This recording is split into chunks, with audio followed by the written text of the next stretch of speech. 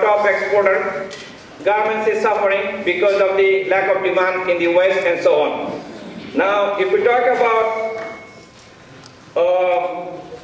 some figure, now interestingly, one of the argument was that if the economy collapses in the West, our market is what? USA, Canada, European Union. What they will do, they will import less from Bangladesh.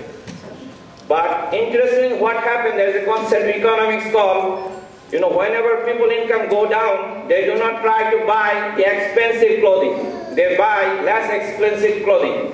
And the type of export or composition of export market that we see, the apparel market or garments manufacturer, we produce low value added like garments, shirt and so on. So when the income goes down, the demand for those type of commodity goes up. So we have not really seen much drop in the export market compared to what we anticipated. Part of the reason that we are in the lower value-added market in the export industry, and secondly, still Bangladesh has labor or cost advantage so that we can beat our competitor. But that's not going to remain for a long time. Vietnam is coming forward, India, China, these are our main competitors in the export market. Import, yes, interestingly, import is also dropping because these are connected, export is less, import is less, but what really alarming, if the import of capital goods, the goods that are very necessary for promoting or creating growth in the economy, that drops, that is alarming. The statistics are sort of noisy. Sometimes, some quarter, it says that yes, the capital goods are increasing, but the others are not. But on average, the import figure is not that bad. Now, trade and development, one of these things is that that our foreign embassies can do.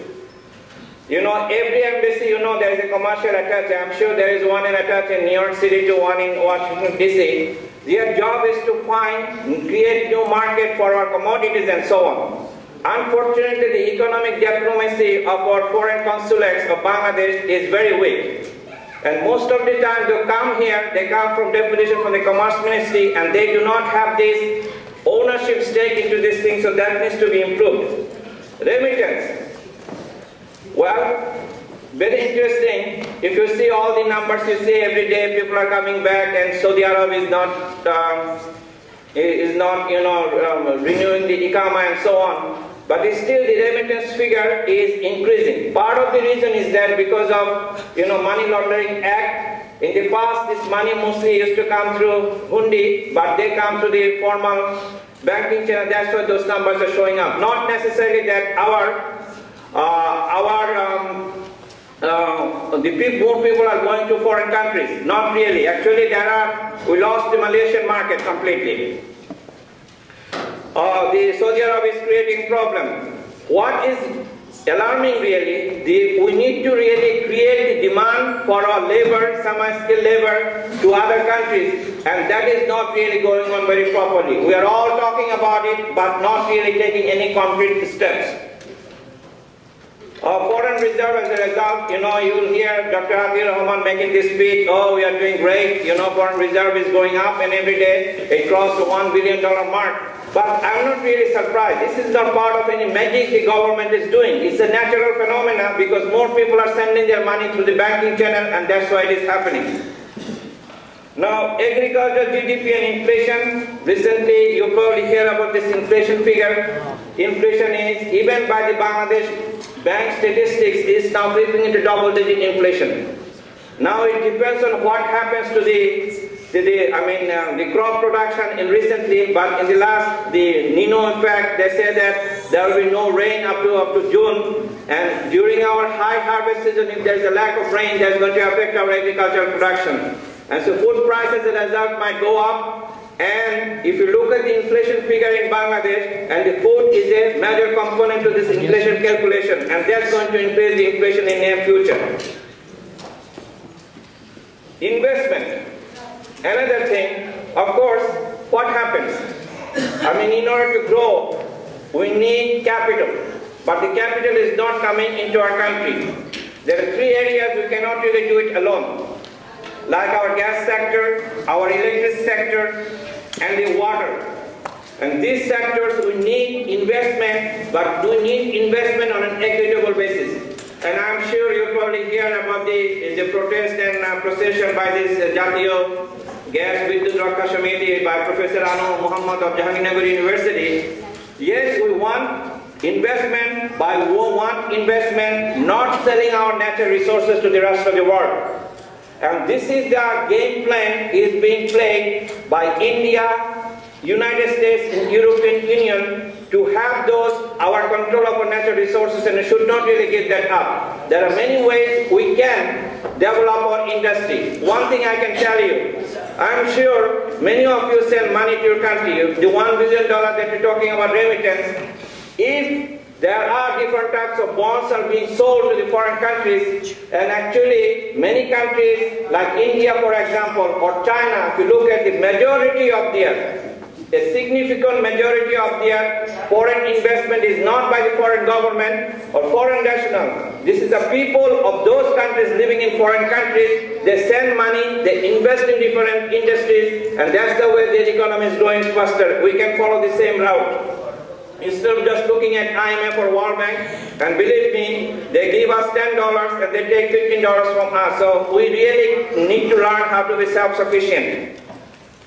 Domestic credit, many people say the banking sector has, this surplus liquidity sitting around. Part of the reason is that they do not have many ways of investing those money because the economic situation or condition is not that great. Interest rate, yes, there is a government mandated interest is still, there is a cap, certain sectors 13%, the bank cannot really charge and so on. At the same time, there is another concept growing in Bangladesh. Those who do not believe in paying or receiving interest because of the Quranic injunction, there is an alternative form of banking in Bangladesh that is so developing. This is called Islamic banking. Right now, it's 20% of the market. Unfortunately, sometimes it is, I do not know why it's our national psyche that we are going to, Nakkeda Porajat Bhanga Kora. This kind of thing is happening right now. They are now talking about, okay, we have to control Islamic Bank, we have to control Ibn Sina. Those kind of thinking is totally wrong. I mean, 20% of the market in Bangladesh are run by the Islamic, and everything, the West is trying to sell is that, everything connected with terrorism, Jangibad and so on. That's not necessarily true, really. We have to be very vigilant about those things. I think there is a big plot being played at this moment. Stock exchange, if you read, it's going up and down and so on. That's the nature of the stock exchange in Bangladesh right now. But the stock exchange is very sensitive to any sort of news.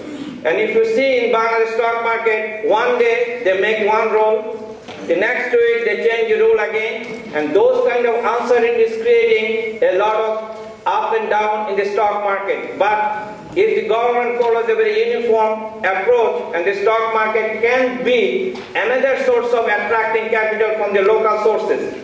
Because people do have money, and if they find the stock market is behaving properly, they will buy stocks of different companies. Like for example, Podda Bridge. The government can sell bond to the public. It could be both interest-based or Mudaraba, non-interest-based. Those who want to buy Mudaraba bond, not based on non-interest, they can still do that. So we do have the resources, but we have to find the right instrument to attract those resources from the domestic market. So what I can say about these issues that we need to be concerned about, we need to have a strategic focus. Is what is missing the most. We are just, hampering here and there, wavering to the right, to the left, but having without very concrete policy, concrete people to work with. Now another mentality, bipartisanism, we have to really bring back to our country. Everything has to be done by Awami person. Why? Is there any good person in BNP? The best thing would be to coordinate them, to co-opt them so that the country moves forward. A positive mind for development. Many people, when they say, if we talk to our fathers, 20, 30